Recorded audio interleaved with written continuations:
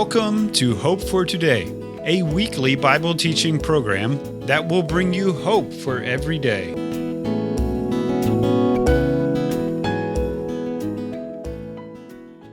Welcome to another lesson from the Gospel of Mark. Today's story is a powerful example for all of us. It is the short account of Jesus calling a few disciples.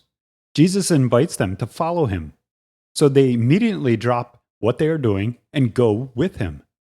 This invitation is still open for everyone. And today, we will look at the steps the disciples took as they made the decision to walk with Jesus. As J. Mark shares this lesson with us, think about your walk with Jesus and how you are following him. Turn to Mark 1 and follow along as J. Mark teaches us from this chapter. I'm somewhat of a history enthusiast, and so I've read numerous books and watched many films, particularly relating to World War II. In one of those, I recall a movie where a group of soldiers had to cross a minefield, and before they began to cross, their commanding officer reminded them to walk very carefully. He said, "You need to place your feet directly in my footsteps to avoid the mines and certain death." Unfortunately, one of the men lost his balance and he stumbled. Not only did that soldier lose his life, but the explosion from the mine gave away their position to the enemies and put the lives of the whole squad in jeopardy. One man's failure affected the entire group. Learning how to follow well is a skill that every person needs to develop. However, because you and I are born with a sinful nature, our greatest motivation is to follow our desires, to pursue what we want. If that motivation is left unchecked, it will ultimately destroy us.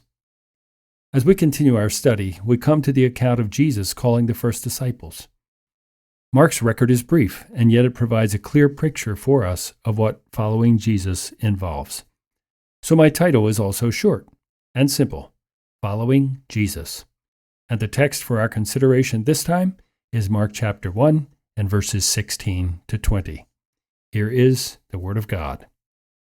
And as he walked by the Sea of Galilee, he saw Simon and Andrew his brother casting a net into the sea, for they were fishermen. Then Jesus said to them, "Follow me, and I will make you become fishers of men." They immediately left their nets and followed him. When he had gone a little farther from there, he saw James the son of Zebedee and John his brother, who also were in the boat mending their nets. And immediately he called them, and they left their father Zebedee in the boat with the hired servants and went after him. In our text, Jesus outlines a series of steps to put us on the path to follow him.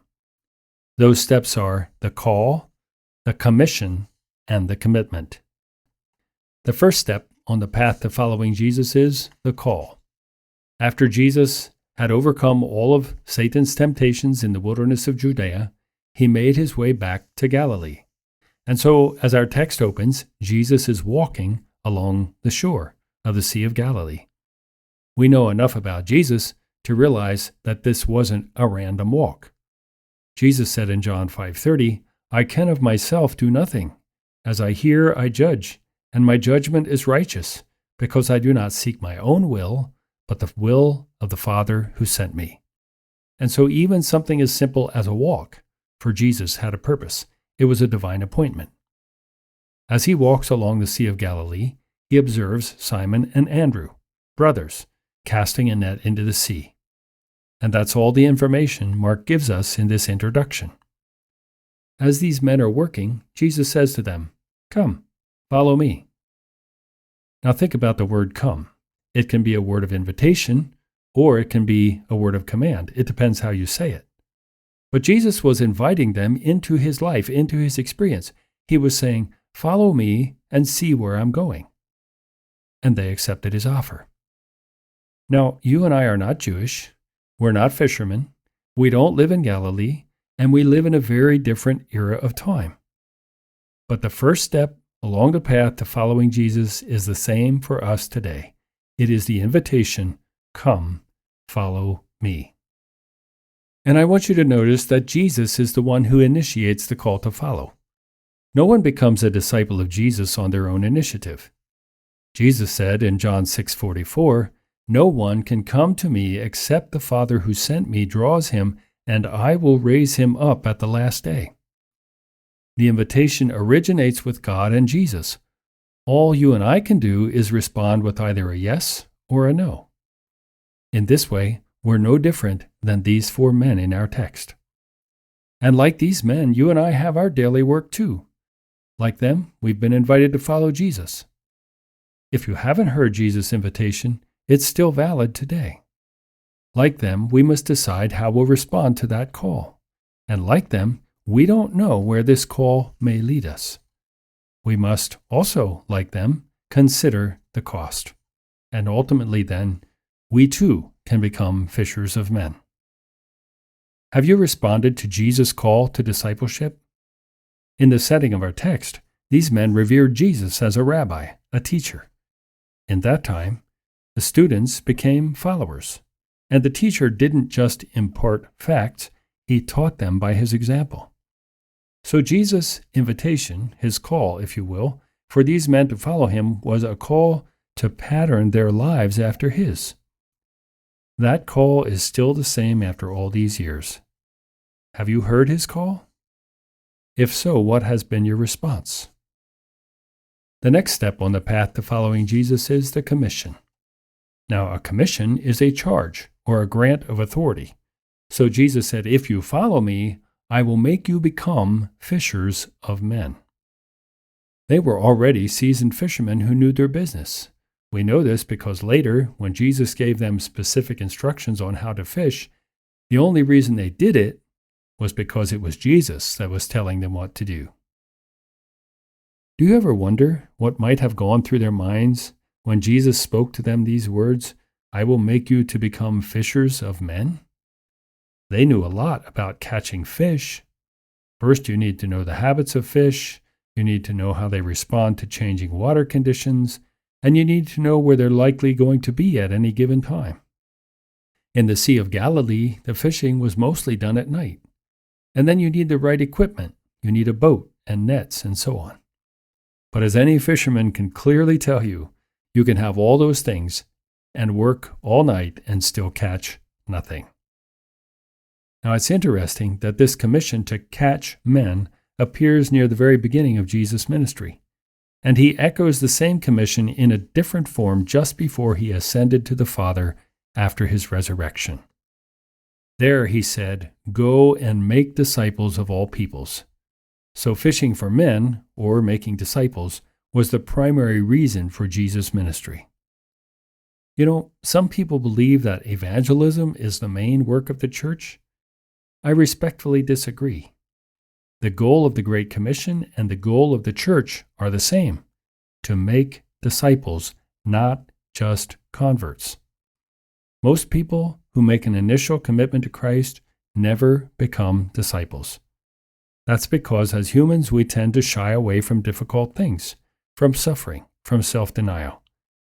Jesus said the path of discipleship is hard, and only a few will persevere to the end.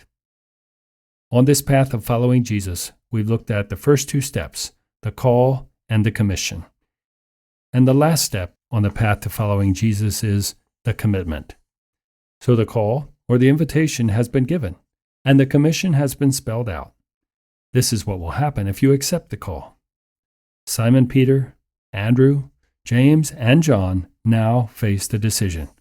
What would they do, and how would they respond? Mark says, immediately they left what they were doing and followed Jesus. Simon Peter and Andrew were working, going about their daily tasks. We might say, minding their own business.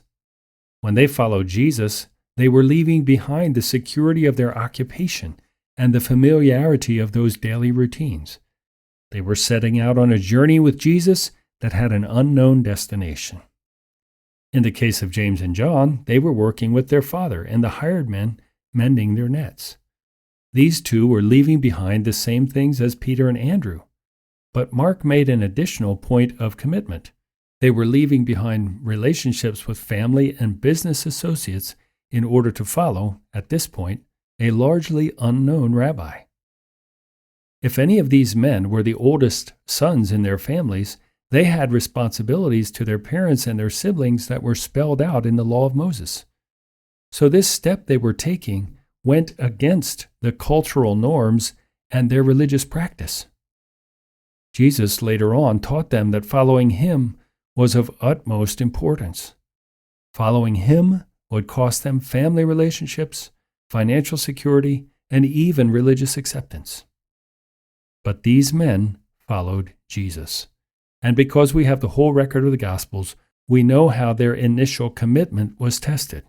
We know they struggled with their prejudices, selfishness, and their desires for prominence.